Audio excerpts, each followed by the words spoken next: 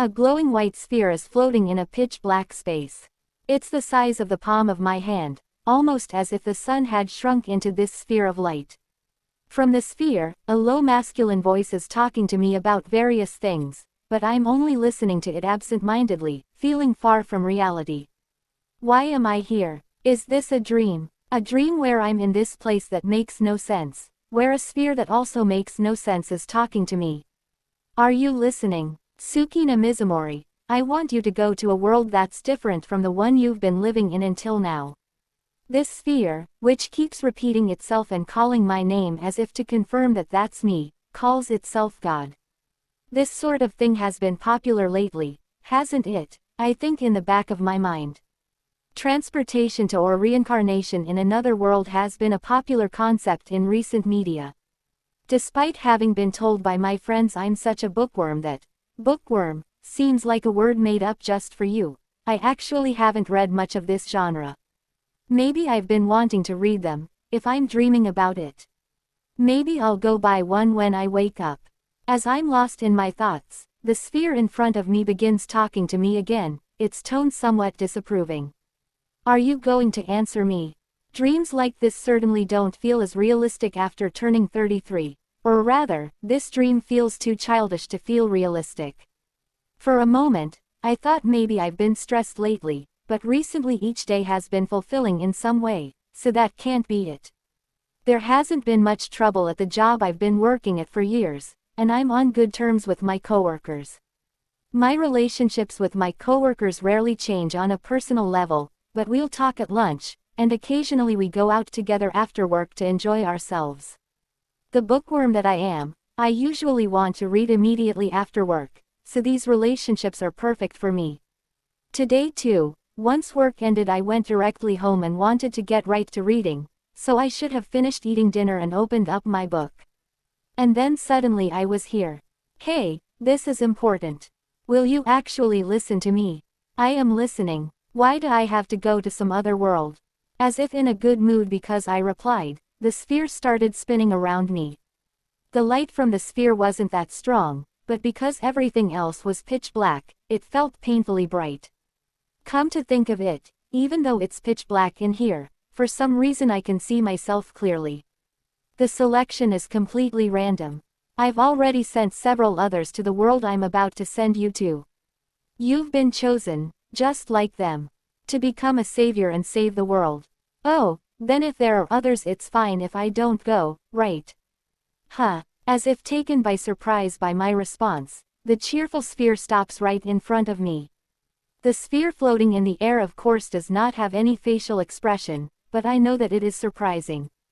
It stays still for a short while, then begins moving frantically around my face in disbelief. I'm talking about transporting you to another world, you know. That's supposed to be popular in your world's books. The other kids went happily. Well, even so, it's fine if I don't go. I don't care if you want me to save the world or whatever. If there are already others going then they'll do it for you. No, no, no, no. It looks like the sphere has begun sweating as its perfectly round shape collapses a little, and it moves back and forth violently as if denying my words. Whether this situation is a dream or reality, my answer is the same. Why would I accept? I can't even believe that the others went. They were excited, so they didn't fight it. You're the first person to say no. Excited. Oh, come to think of it, you said, the other kids, didn't you? Were the other people you sent young kids? Yes, they were all in their teens. Then why are you sending someone in their 30s like me? It'd be fine if they were all younger. If I were in my teens like those kids, then I might have gone happily too. But as you'd expect, when you get to my age, you think a lot more. Just hearing the phrase transported to another world is a little thrilling. The self-proclaimed God in front of me casually explained it earlier, but it sounds like this other world is like the world of an RPG. Me, playing a major role in a world of swords and magic, meet new people and going on adventures in a world overflowing with things I've never seen before. But once I think about it, I realize that it's certainly not all going to be so charming. You said it's a world with fighting, right? Yeah, that's why I'll grant your wish before sending you there. When this world's humans travel there, they obtain tremendous amounts of magic.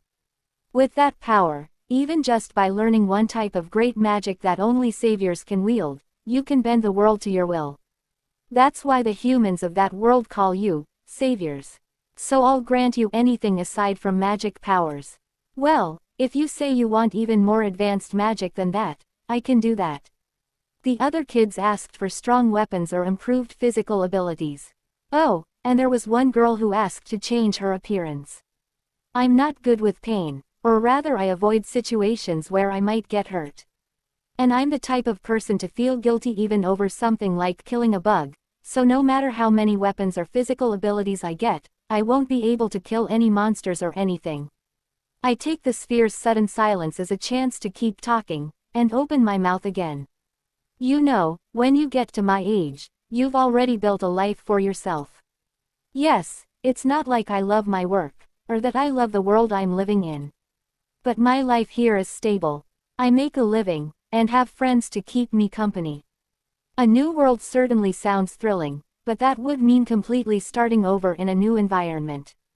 It sounds like it'll be completely different from the world I've been living in so far, so I'll have to throw away all of the knowledge and culture I've learned and start over, right? Meeting new people sounds nice, but I'd be starting over in a place where no one knows me. It's a little late to give up my house, my work, and all my friends around me to restart my life. Just thinking about it, there are too many cons. It's already a pain just to transfer jobs or move houses, but switching worlds would be even worse. Even so, I need you to go. It's basically mandatory, or rather it is mandatory. The sphere begins in a quiet voice, a complete change from its loud voice until now. Some part of its voice is forceful, and I know I am losing ground.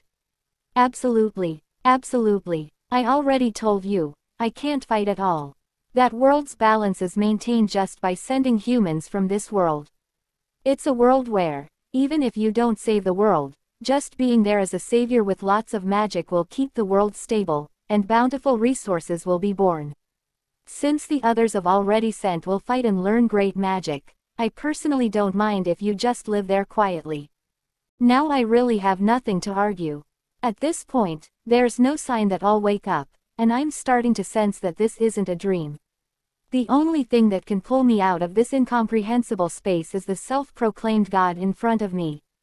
And at this rate, it doesn't seem to have any intention of returning me to my original world. But if this is reality, then if I mess up here, that might cause problems for me later. After giving me a moment to wonder what to do about it, the sphere spoke up apologetically. I'm sorry, but I have no choice but to send you to the other world. In exchange, I promise that I'll grant any of your wishes. Don't you have one? A dream you had in your old world, for example.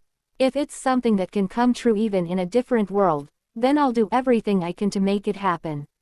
A dream. I've been earning my living on my own, with no desire to get married, and I've never even thought about having kids.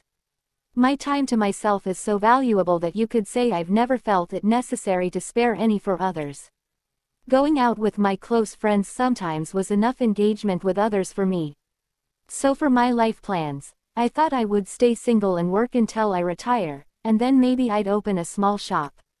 A small book cafe with my favorite things, cooking and reading. A store with my favorite books from around the world, surrounded by quiet antiques. I wouldn't even need to profit, I just want a relaxed shop where a few regulars come to read, and even if people are there, I can read with them.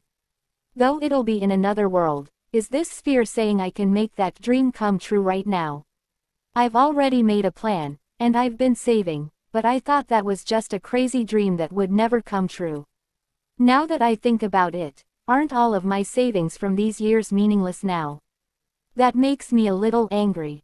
In either case, if I have to go, there's no reason for anyone to complain if I take as much from this God as he took from my life's plans. There shouldn't be anything wrong with taking as much as I can as compensation for suddenly being tossed into a new world. If I don't, I'll be out in the cold in a world I don't know anything about, a dangerous world with monsters living in it. It's really okay for me to just live a quiet life, right?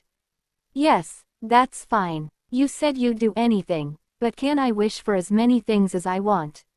Yes, but, well, everyone until now only wished for one thing each. Huh, you didn't tell them they could ask for multiple things. Why, they thought one was enough, and so they just wished for one thing and went, right? No, I think it was just a simple misunderstanding. This is bad. This sphere seems like a good person, but that might not actually be the case. No, the moment it showed up with this story, it proved it wasn't a good person. This is so complicated that it's best to just try wishing for something. I try to remember what God said about that world. There are monsters, a demon king, and several countries. If there are warring countries, then there are allied countries. Is the currency, language, and fundamental knowledge the same no matter which country I'm in? Yes. How do people know about or the savior's existence? Most countries want saviors. I mentioned it before, but when humans from this world travel to that world, they obtain tremendous, no, you could even say phenomenal amounts of magic. There's something every country is desperate to get their hands on. So if, for example, I didn't tell anyone, would people know I was a savior? Upon arriving there, the savior's mark will appear on your body. If that's seen, people will probably figure it out. Mark, you don't mean like a tattoo, right? I want to avoid pain or any flashy symbols. It won't hurt, and it's nothing flashy.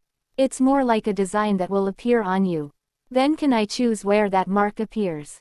That is possible. Then, somewhere it won't stand out, can I put it under my hair or something? Like, on the back of my head under my hair, so even if I put my hair up it won't be seen. I lifted up my hair and pointed to a place on the back of my head. My hair goes just past my shoulders, and I've never dyed it before, but it'd probably be perfect if my hair was black to hide that savior's mark. Understood. But that'll only work for normal magic. If you use great magic, it'll glow and stand out.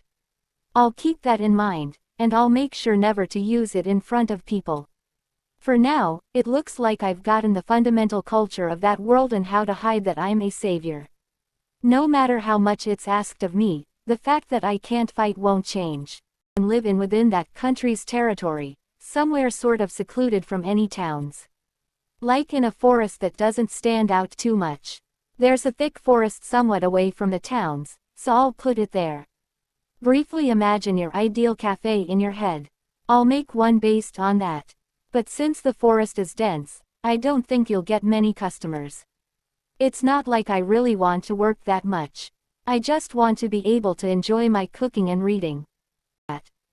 Oh, and money. You have a lot of requests. Well, alright.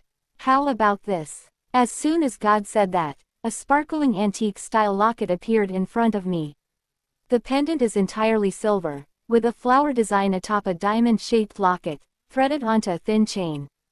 In the center of the flower sits a small, translucent blue stone. As I reach out to the gently floating pendant, it drops into my hand. It's lighter than I expected, and simple but a nice design that I like. The metal of the pendant, the perfect size to fit in my hand, is cool against my skin. I open up the locket, but there's nothing inside. I look over at the sphere, not knowing what to do with this pendant. When you squeeze that, a search screen like on a computer will appear in your mind. You can type letters just by thinking of them, so you'll be able to summon things using that search bar. Because it's God-made, it won't break, and to anyone but you it'll be a normal necklace.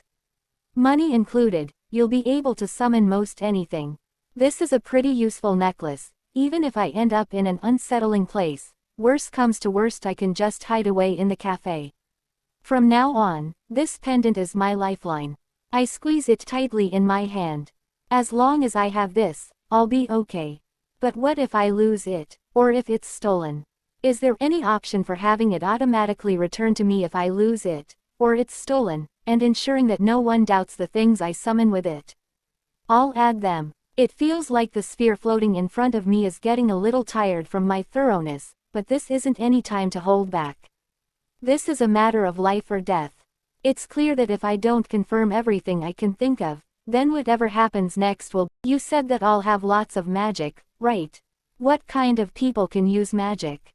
Ho! The sphere that had been quickly answering all my questions until now let out an interested sound, and began moving around me.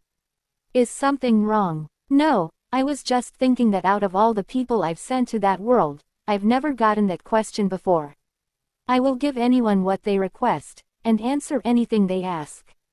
But I don't give things people haven't requested, or provide detailed answers to questions that haven't been asked. In other words, none of the people you've sent know anything about magic. That would be the case. As for your question, you saviors have magic, but don't know any spells. But you haven't learned a single spell. In that case, how do you learn magic? You have to be taught by the people living there, or teach yourself with books. Great magic too. You'd have to find fairly old books and learn from them. The theory of it is difficult, so you probably won't be able to use it just from reading about it. Even if you are a savior, you'd need a considerable amount of studying. And I said this before, but to me, the great magic that only saviors can learn is like a bonus. But for general spells, if you practice a few times then you should be able to get them. The more you use them, the more powerful your spells will become, and the more the amount of magic you have will increase. Please make me able to use defensive great magic from the start. Magic I can use to protect myself in an instant. This feels like the best thing to raise my chances of survival. It feels like I'm floating, and my head is spinning. Then I'm sitting on the floor of a room somewhere. There are big magic circles above my head and below my feet, giving off sparkling particles of light. My legs are a little unsteady, but I stand up and look around the room. There's nothing in the room, but the walls and floors are new, shining as they reflect the light. It smelled like a brand new building.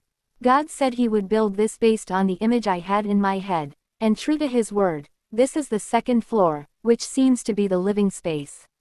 I start with the door closest to me and go in order, my footsteps speeding up a little as the anticipation in my chest builds up. On the second floor were 3 Western-style rooms and a bathroom. All of the rooms had cozy white floors and walls, and plenty of space and ideally designed closets within them. For someone living alone, it was almost too big. I walk over to the window and reach my hand towards it. It's colder than I expected against my fingers as it opens. As soon as it's opened, a cold wind blows inside, making my body shiver as I hug my arms. The sight from the window was a completely white expanse. Snow. I can see my breath, and everything outside is covered in a thick layer of snow, and the wind feels like it's going to freeze me. According to that orb, God, this kingdom's called Othel. It's a large country surrounded by high walls and protected by snow. It's apparently pretty peaceful, thanks to the night from monsters. It's so big, you'd think it was built for a family, I think, before realizing that as I spend more time here, books would start eating up the extra space. I could probably even fill an entire room with bookshelves. Oh right, the first floor should be the cafe. I look around the room again and consider how I'll arrange the furniture. I hesitantly close my eyes and squeeze the pendant. I imagine pressing the search button, and a variety of furniture appears in my head. I'll line up more of those bookshelves, add some tables and chairs, decorations, cookware, some other furnishings. The furniture and decorations are all made with warm, antique designs. Oh, I'm planning to lend books to customers. Could I use magic to keep them in mint condition? I need a magic textbook like this one. Plus, a magic book that tells me when guests will arrive. Fireplace too enchanted to keep the fire from spreading. Now I need a stable. After all, horses are this world's most common mode of transportation. Stable with fountain and pasture with enchanted to self-clean and deter theft. I need a magic barrier to keep the cafe warm. I briefly looked around the inside of the cafe. An antique retreat-like book cafe, brought together by a subdued color. My face automatically breaks into a smile. Alright, time to choose some books. I got so excited, I forgot that I won't have customers anytime soon. I should do some reading and start studying magic. I had pulled out the book I was looking for, when I heard a chime that I'd never heard before, alerting me of a customer. A cold breeze blows inside from the slowly opening door. Closing the door as quietly as possible, the person pulls off a hood to protect from the snow. Black hair that fell just above the shoulder swayed in the breeze, and composed gray eyes slowly glanced around the cafe before looking at me. Welcome. Relieved that my voice still works, I look at my first customer. The book is clutched to my chest. A man, possibly a few years older than me, around the same decade. With crisp features, he is good-looking in a way that could be called handsome. He gives off a somewhat intimidating, but honest impression. He suddenly went silent and thought. How did a cafe on the outskirts of the city that he had never noticed? She made it over there safely. Lately, I've sent weirdo after weirdo. That last girl I sent posed a different problem. She actually wound up in Othel, too. Well, I'm sure everything will be fine probably. Welcome to my book cafe, sir. At the sound of my voice, he looks at me and his body stiffens for a moment. His eyes seem wary. After a moment, he speaks to me. I left my horse in the paddock outside, but is that all right? Yes, there's a barrier to prevent any theft, so please let it run around freely. Or if you don't want to release it, you can tie it up in the stable at the edge of the paddock. He muttered, well, but that's a high-level magic, how can she do this? I'll leave her as is then. The sign outside said this is a book cafe. Yes, you are free to read any of the books here. The books in this cafe are enchanted so that they won't get dirty, so while it may not be very good manners, you can read while eating here, I say, throwing a little joke in, and his stiff demeanor relaxes a little, a small smile breaking out onto his face. His gaze moves to the bookshelves in the cafe, then to the book in my arms, his eyes widening. As he opens his mouth again, his voice wavers a little. That book, wasn't it already out of print? Yes, I desperately wanted to read it and I finally got it, so today's the first day it's in the cafe. Would you like to read it? Yes, of course. As if that tense air had never existed, he smiles happily. I react the same way upon finding a book I want to read, so I can understand how he feels. You can sit wherever you'd like, and because customers rarely come, feel free to read as much as you'd like, because you are my first customer, I tell him, handing him the book in my hands.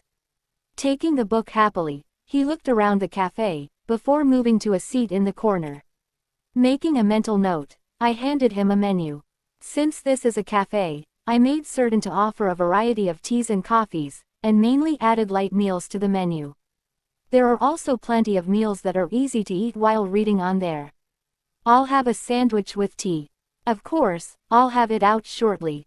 I readjust my ponytail from over my shoulder to behind my head and wash my hands. I headed towards a pantry I made in a blind spot from the cafe interior, and summoned ingredients with my pendant.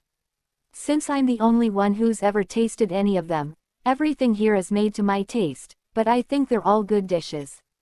I hope my first customer likes the cafe and the food here. Now for the finishing touch. Healing magic. All done. Carrying the sandwich and a pot of tea, I made my way to him, where he seemed to be focusing intently on the book in front of him. Remembering the times when I'm in the middle of reading, I hesitate to call out to him, but I have no choice. I'm sorry for the wait. You can have as much tea as you'd like, the teapot won't run out of water. Oh, thanks. The pot is enchanted not to run out and is also enchanted to not cool off, no matter how long it sits. I place the teapot and a small jar of tea leaves on the table along with a cup and the plated sandwich, and offer him a pocket watch. This watch has an alarm on it. There's no time limit, so you can stay until closing if you'd like, but if you need to leave by a certain time, then please use this. That way it will only ring in your head. I appreciate it. Thanks. He replied. I'm running this cafe casually, so I'll just be reading or working, but don't mind me. You can read as many of the books in the cafe as you'd like. I turn away as he picks up the sandwich and returns to the world of his book, and return to the counter myself. Just as he took a bite of the sandwich, he made a surprised face, before smiling a bit and continuing to eat, so I hope he liked it. I don't really like working very hard, but having a customer come like this still makes me happy. Listening to the sound of the pages of a book being turned. I returned my gaze to the book in my hand. He ended up staying focused on his book until his alarm rang, but it looks like his alarm went off about halfway through the book. When he paid for his meal, he was very surprised at how cheap everything was, but because I can summon as many ingredients as I want for free, I only set the prices high enough to not be suspicious. Having paid, he looked at the book in his hands, before eventually noticing the stack of books next to the register, a look of astonishment appearing on his face. He picks up the topmost book, his voice strained as he asks, "This one too? It was only supposed to have a limited number of copies." "Yeah, I happened to end up with it, so I thought I'd put it in the cafe." After staring at the book, he looks around the cafe, his gaze running over each of the bookcases, and his eyes brighten. He then spoke, "I'm going to come back tomorrow. If I didn't have to work tomorrow, I'd want to stay longer. I'm in the middle of this one, but would it be possible for you to put it aside, so that no one else borrows it?" I smiled and replied, "Yes, I can do that. This cafe is entirely a hobby for me, and I haven't put any advertisements out, so even though it's been some time since it opened, you're my first and only customer. I think it's unlikely that anyone else will come." Is that so? Well, it certainly is deep in the forest. Since I can leave my horse untethered, I'll come again. And the book? I'll give you a bookmark for that. Please write your name on it and leave it in the book, and I'll hold it at the counter until you come back. Thank you. If that's all, then I'll be back tomorrow. Yes, I'll be waiting. Thank you very much. The bookmark in his book has the name, Il, written on it. Il-san, I'm glad my first customer seems to be a good person. At first he seemed intimidating, but he turned out to be calm and charming. He was polite too, so maybe he's just the type of person who has an intimidating atmosphere. Personally, he looked to be just my type. I don't know if he'll actually come tomorrow, but for now I'll start cleaning up and getting ready to close. Maybe I'll make a slightly nicer dinner as a celebration of my first customer. He leaves with a relaxed smile, and I don't feel any of the tension from when he first arrived. I wonder if it was stress, or if he was just tired. Riding my beloved horse on the path back to the castle, my mind races with everything that's happened today. A smile broke out onto my face as I thought, I really found a nice place today. As someone who's been teased for being a bookworm, that book cafe was a gold mine. The atmosphere was nice, and the food was delicious and just as I liked. The owner of the cafe was calm and friendly, so I'm looking forward to returning after work tomorrow. She said it's been some time since that cafe opened, but I wish I'd found it sooner. But as soon as I see the castle from a distance, that happy feeling withers away. It'd be nice if the savior followed her example. The castle where the king who rules this country lives, and the place I live as a member of the knights. The place where a young savior girl who it is said will save the world has arrived.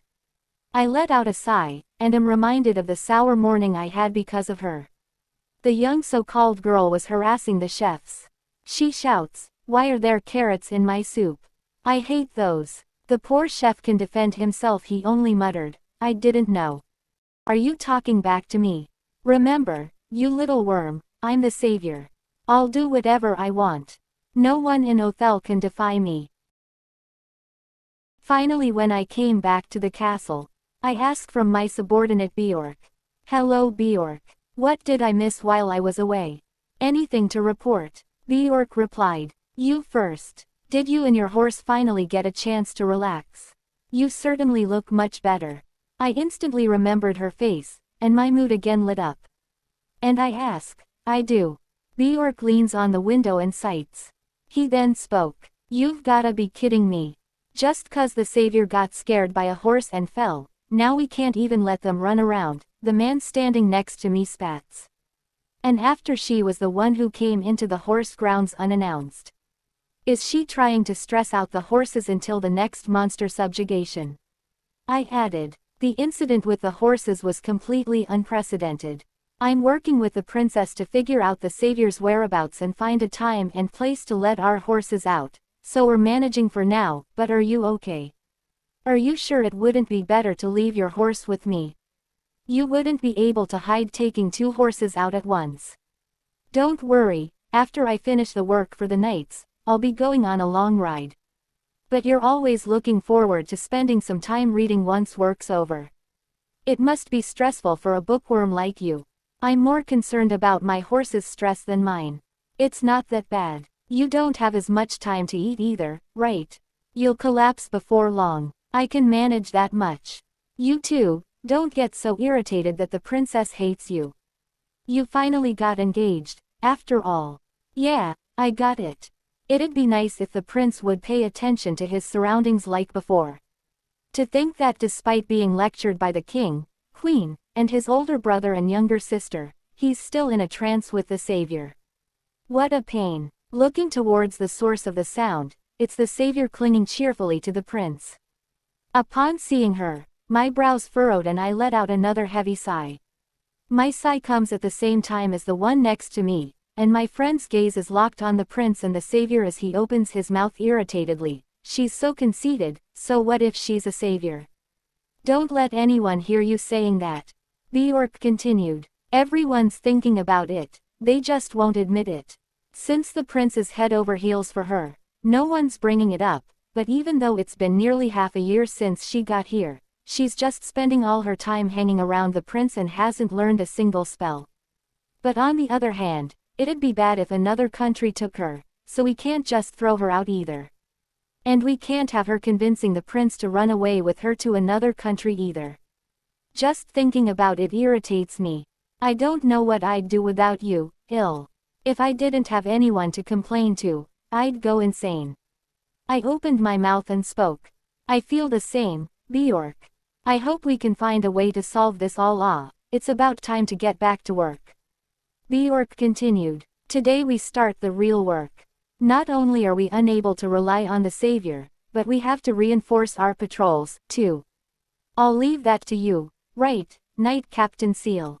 I replied. Stop with that ridiculous formality, Bjork. You're the vice knight captain after all. I pat Bjork, who called me not by the usual nickname, Ill, but by my full name, Seal, on the back before heading towards the knight's main office. Both in battle and in life, I'm always being saved by my friend.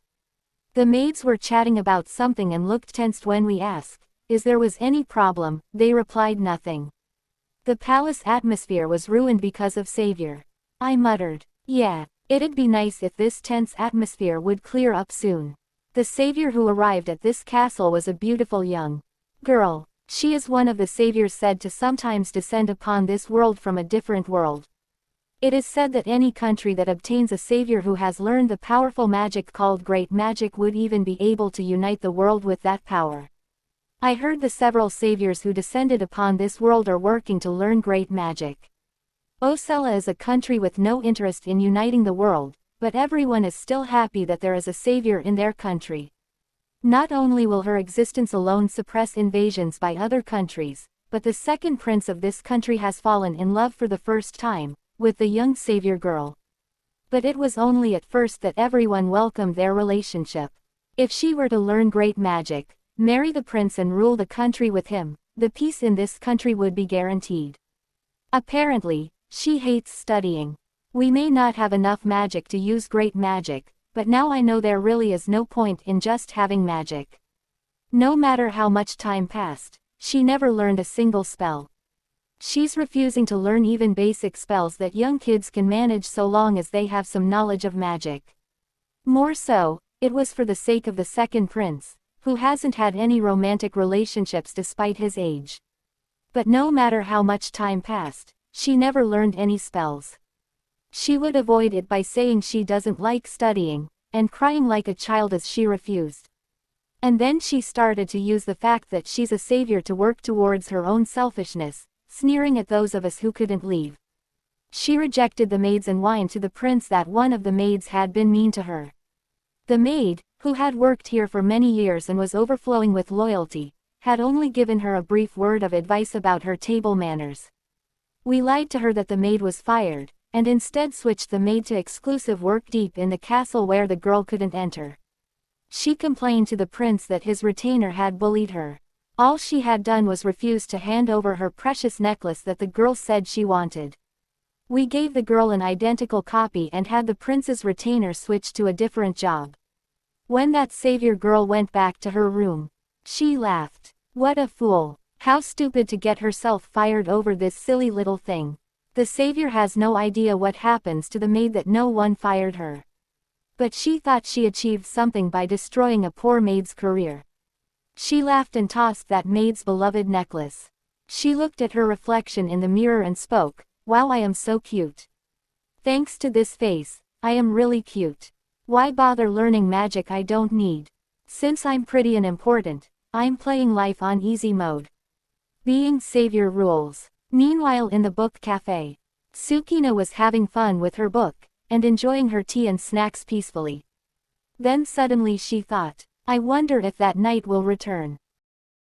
My first customer, a man named Il, came back to my cafe the next day at the same time. Unlike yesterday, when he arrived seeming very tense, today he seems very excited. As another person who loves books, I know that feeling well. Welcome. Excuse me, could I borrow the book you were holding for me again? Yes, of course. Here you are. After I handed him the book I had been holding onto, he sat at the same table as yesterday. I explained that there was also a private room, and he hesitated for a moment before saying he'd move if someone else came. The seat he's sitting at is near the fire and is in a very good place for getting new books from the shelves, so he probably likes that seat. I hand him the menu, and after looking at it for a short time, he orders several things, all of which are more filling items. Maybe he just wasn't very hungry yesterday. I bring him enough things to bury the small one-person table, and after eating the main meal, he begins reading while eating the last things with one hand. It makes me glad to see him take one bite and be surprised before continuing to eat with a smile. As someone who enjoys cooking, it makes me very happy when people enjoy eating what I've made for them. I look away so I don't disturb his reading, and open my own book. From then on, he came almost every day. He always comes to the cafe around the same time, once it gets to evening, after he's finished working for the day. He leaves at different times, but he always seems to want to stay as long as possible. It was over a month after he came to the cafe, around the time when we had begun talking more and more. Recently, while I'm making his order, he'll sometimes come to the counter and talk with me. We always talk about books, telling each other which ones are interesting or which ones we'd recommend, things along those lines. He spoke. The books you stock always look interesting. Every time I come I spend a long time deciding which one to read next. I was thrilled so I replied.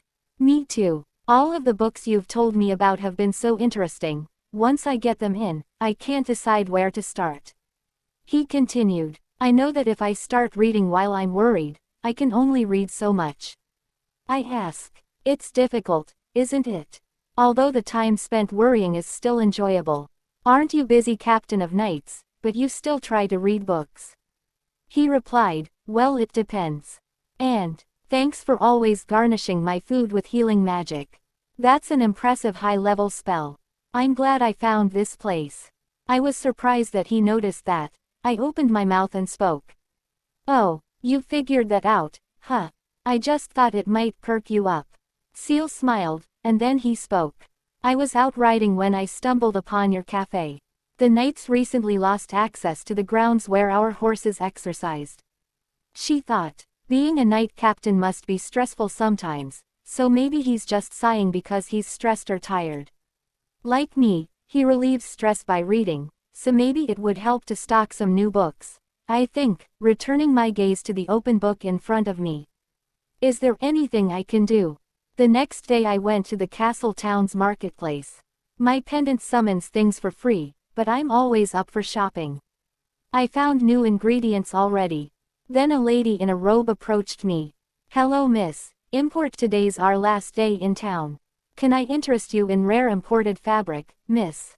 I saw that woman, she didn't look like she was from this kingdom, so out of curiosity I asked, excuse my asking, but are you from another kingdom?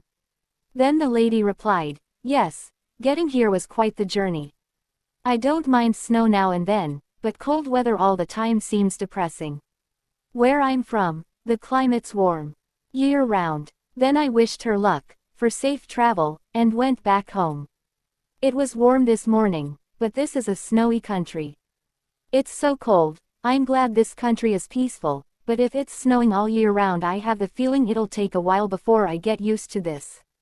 Thankfully the barrier keeps it warm, but the grass that should have been growing in the corner of the paddock is almost completely gone. Maybe I should have cast a spell to make it grow automatically to an extent. Horses eat quite a bit. If anyone aside from Il had started coming, I definitely wouldn't have had enough. Speaking of which, don't horses eat things aside from grass, like fruit or carrots? I have horse feed prepared, but I kind of want to try offering fresh vegetables. Checking that he hasn't come yet, I use my pendant to search for some apples and carrots and summon them. I summoned them pre-cut and in a bowl so that holding onto them like this wouldn't be strange. Carrying the bowl in my arms, one moved to the corner with the grass. Then he showed up, on his horse. Welcome back. I thought I'd put out horse food before you arrived. Sorry to scare you. That's all right. I'm a bit earlier than usual. Next to Il, who showed up out of nowhere, stood a pure white horse. It's much bigger than any of the horses at the farms in my old world, so I suppose this is what a war horse looks like. It feels even bigger from up close, I notice as I walk towards it. You're so big. It's nice to meet you, I say, looking up at it from below. The horse seemed to take interest as well, moving its head down so I could get a better look at its face. Wow, you're so pretty. It's beautiful, even compared to other horses. Its intrigued eyes widen, and it brings its head further down towards me. Hey. Il's seemingly panicked voice echoes in the paddock, but his horse pays him no mind as it ducks its head towards me, or rather, the bowl I'm holding. Its nose pokes at the bowl of vegetables. Aha, you like them, don't you? I prepared these thinking you'd be able to eat them, but, I turned to Il, asking, is that okay? And is it okay if I pet your horse? He spoke. Yeah, that's fine.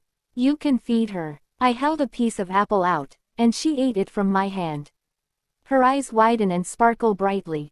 You're so cute, I'll leave these in the food box for you and you can eat as much as you want. Animals really soothe me. Thanks for letting me pet her. He asks. Oh, I don't mind that at all. You're not afraid. I was surprised by his question. Afraid? You mean, of horses? Yeah, I never would have seen that question coming. For some reason, Il has a serious expression on his face, which seems strange to me, but I answer his question. I'm not afraid, I've always liked horses. I think yours is especially pretty and cute. The maids at the castle aren't afraid either, are they? Since the horses are always helping us out. Hearing my answer, he is surprised for a moment, before looking downwards. He was thinking about the savior girl who fell from the horse because she startled the horse and that's why she fell from the horse. But she blamed the horse for that and demanded that the horse should be put down. She demanded that horse should be dead. Then he spoke, they wouldn't. I see. It seems I worried needlessly. She replied, by the way, that the new book you wanted was in. Wow, that's a piece of good news, let's go. He was about to enter inside the cafe but then she stopped him. Wait, would you like to read over there? Then he followed her.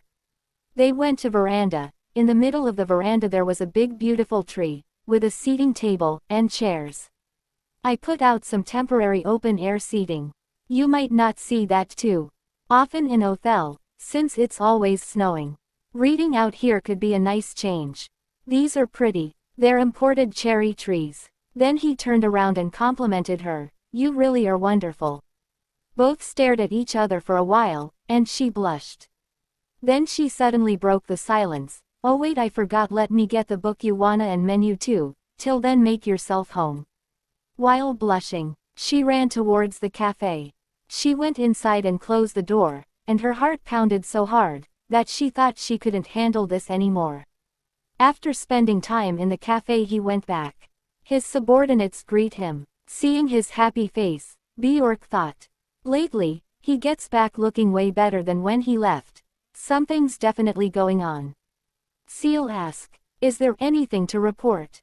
What's with that look? Bjork nodded nothing. He thought, there is something fishy going on, I have to find out. Next day, in the bustling castle hall, a group of vendors had opened shops, and various overflowing products were lined up. As of now, it was only open to the castle's inhabitants, and the royal family and knights were looking around pleasantly. Like this, not only were the royal family and knights able to shop without worrying about their status, but it was a nice sight, fitting for this peaceful country. With the young savior girl nowhere to be seen, it felt like returning to the peaceful times of before, but it was a little lonely with the second prince missing from the royal family's cheerful conversation. Before, he would have happily gifted the queen and princess presents here. It's strange that the prince, who used to always think about his family, is now doing anything and everything for that savior girl, but we can't do anything about it. Bjork spoke. Ah, today sure is peaceful. The savior's got her own time with the prince reserved for shopping after, right? I smiled and replied, yeah, the king was considerate, saying that way everyone else can take their time looking around. Bjork continued, the fact that the savior has her own time reserved in the first place makes me angry, but shopping at the same time as she would be even more irritating, so we have to be grateful for the king's sympathy. Even if it is a reserved time, it's only about an hour. After that, it opens to the castle town, so they have to be gone by then. Seal continued, I see. Well, an hour should be enough for that savior. She seems to get bored easily, so she'll probably be satisfied with a short time. In any case, Bjork looked around excitedly before looking at the princess and smiling, I'm gonna buy her something. It's been a while since I've had the opportunity to. Yeah, I'm sure she'll be happy. I replied to him. Bjork continued, it'd be nice if you had someone to give gifts to too. It's pretty fun to pick things out for someone. One of the drawbacks of being our age is that almost everyone already has a partner, but if you find a single woman, it'd probably work to approach her, Bjork told me with a teasing smirk.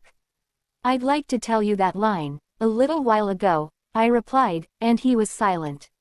Laughing off Bjork, who has his head hanging dejectedly, I tap him on the back lightly and urge him to go towards the princess.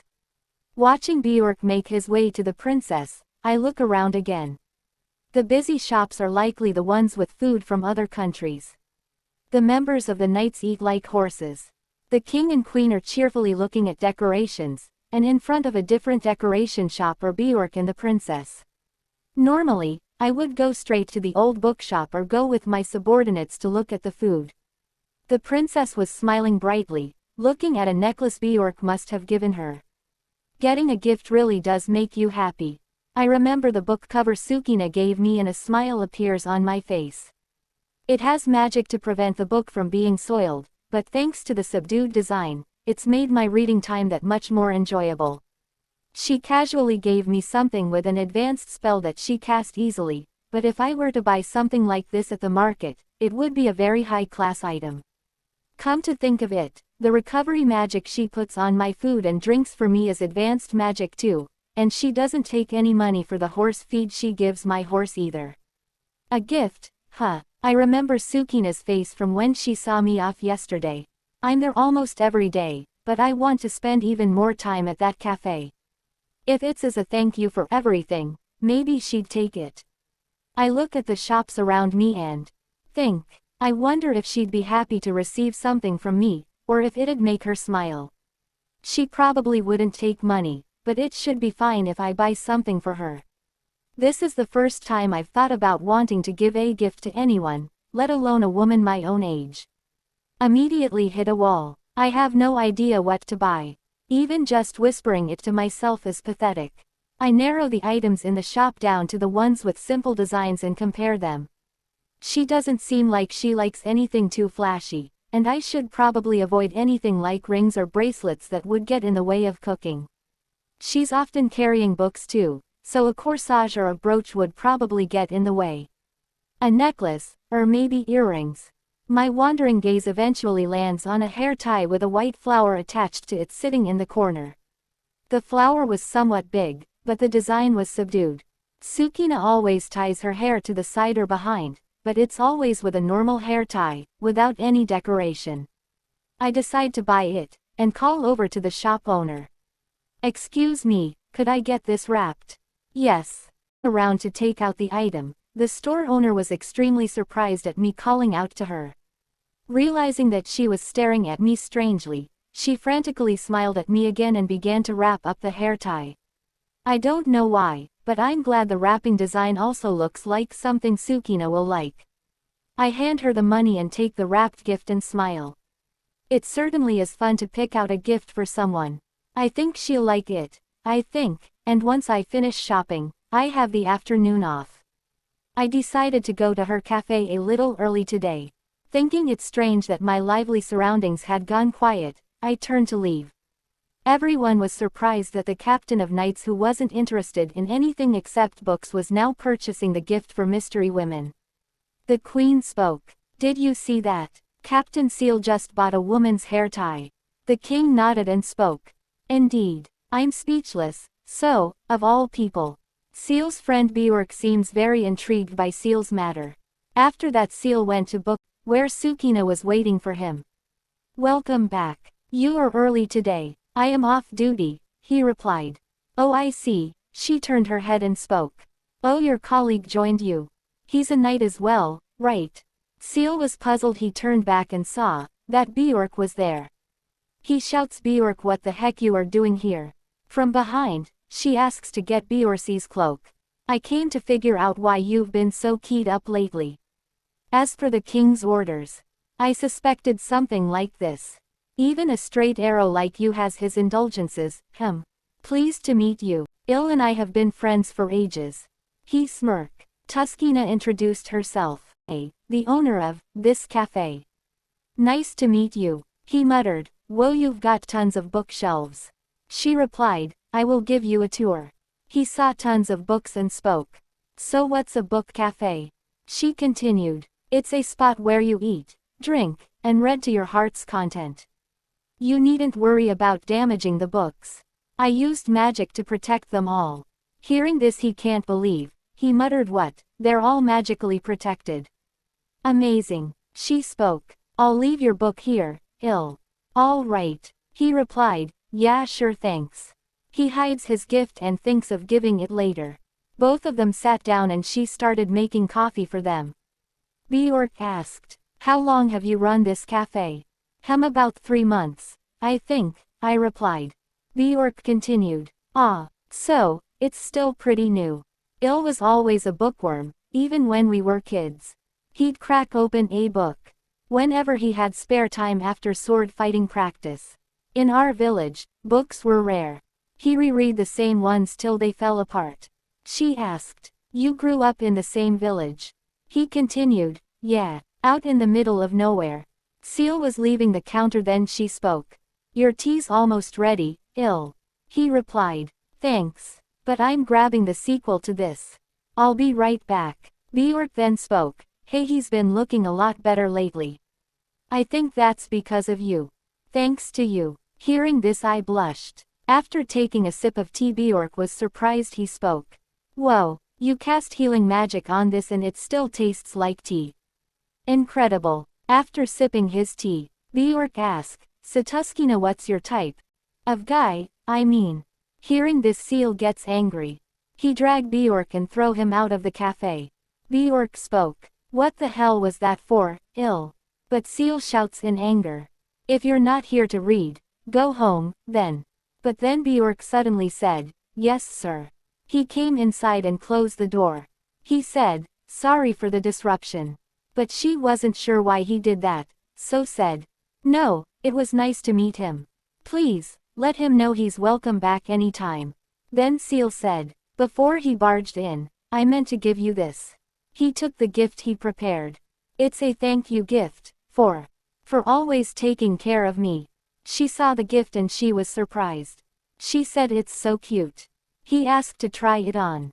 So she tried it. She looks absolutely cute. And the design is so beautiful. And it's sturdy enough to wear often. I'll take good care of it. Both of them were happy. From the window, Bjork was stalking them, so Seal said, I'll come back when Bjork's not stalking me. And she nodded. He went back to Main Road with Bjork. Meanwhile cursing on him while they were riding horses. Meanwhile I was so touched by his gift.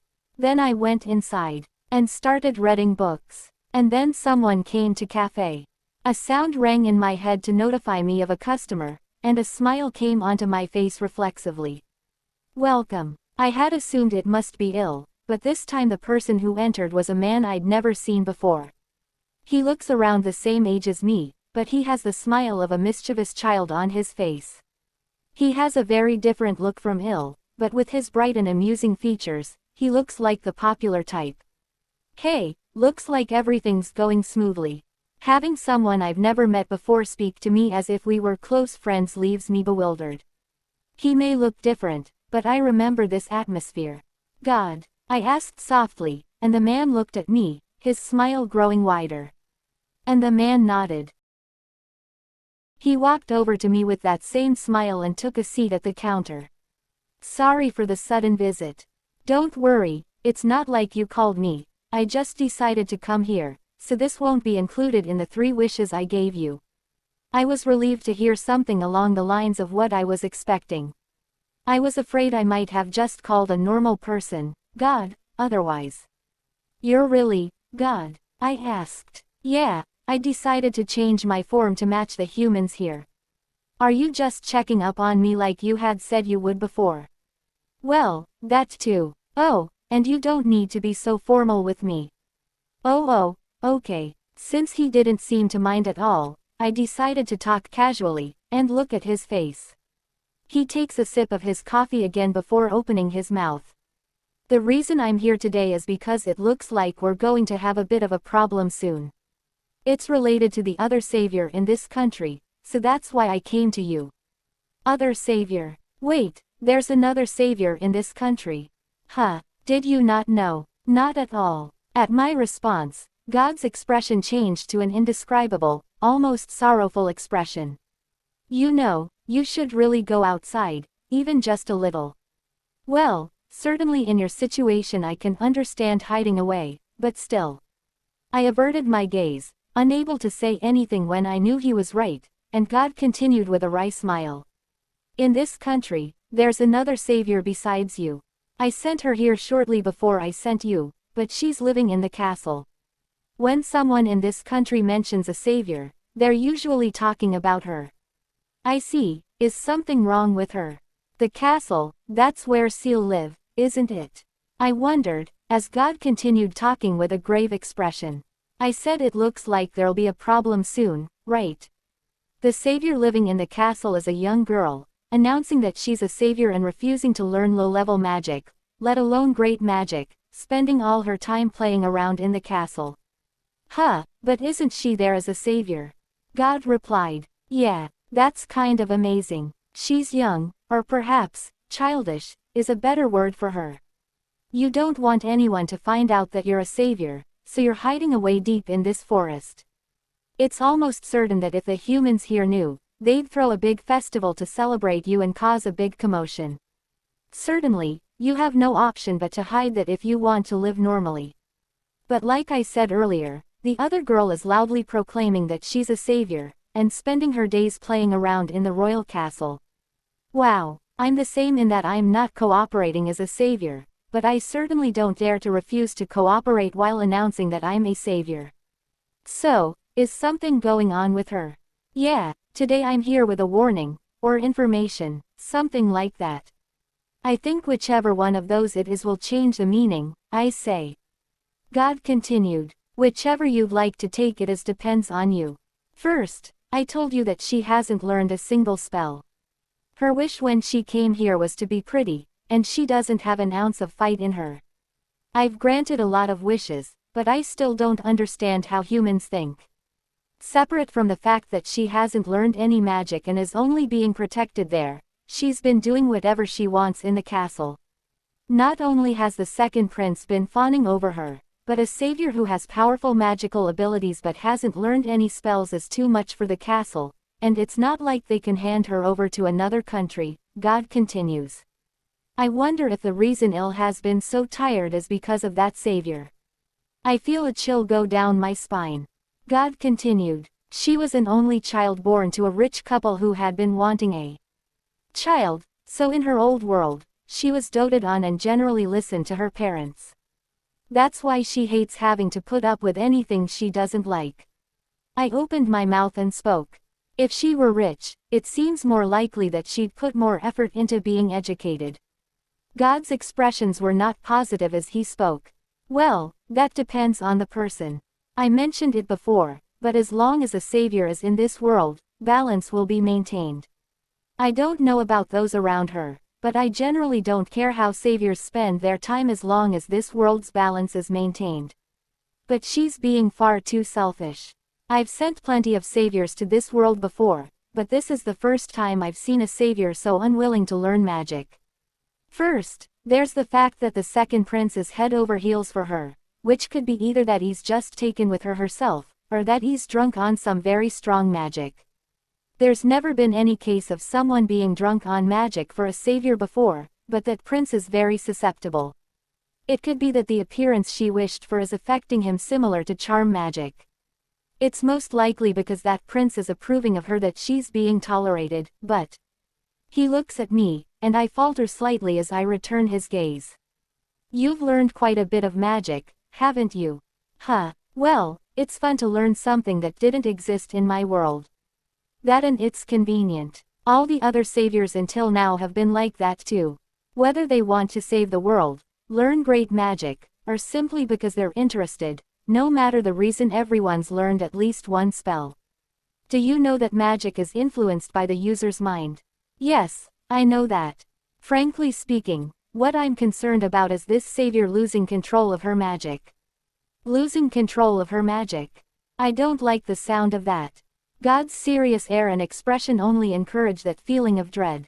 Normally, by using smaller spells like you have, you gain more control over even the savior's most powerful magic. Even without that, a reasonable person would try to restrain their magic. But the savior at the castle doesn't have the reason to control herself. If she hates something, she won't do it no matter what the situation is. A mind like that and powerful magic she can't control.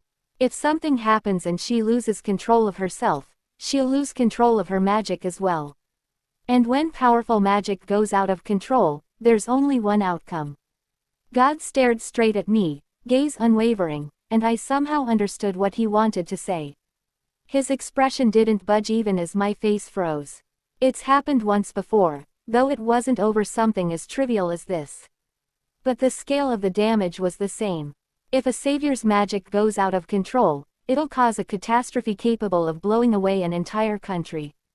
Unable to think of a response, God and I stared at each other. The music that always builds the peaceful atmosphere of the cafe played in a space that had gone cold. I asked, "Are you going to leave that dangerous girl here as a savior?" God spoke, "If I could return anyone to their old world at will, I would have sent you back when you were being so difficult. In any case, right now this is all hypothetical. The only times I could retrieve a human I had sent to this world would be if that human has died or if they have caused grave harm to this world. If nothing happens, I can't do anything. I don't know how retrieving works, but hasn't she caused quite enough damage to the people at the castle? So you're telling me to stop her?" "No, I'm not saying that. A disaster is only a possibility, but even if it happens, then whatever you decide to do is your choice. This isn't something I can force you to do." I was silent. "I told you, this can be a warning or information," Gid said. I wanted to ask if two saviors use their magic against each other, who would win? "Who?" he muttered. Then he spoke. "Saviors have the most magic in this world, right?